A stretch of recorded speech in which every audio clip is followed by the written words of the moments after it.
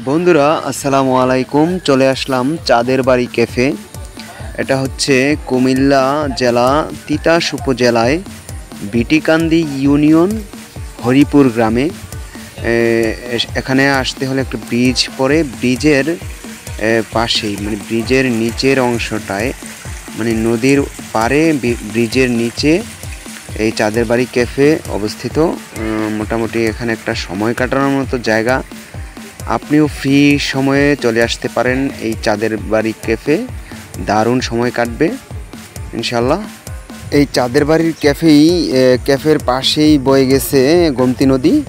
গোমতী নদীর পাড়েই এই চাঁদের বাড়ি ক্যাফে অবস্থিত।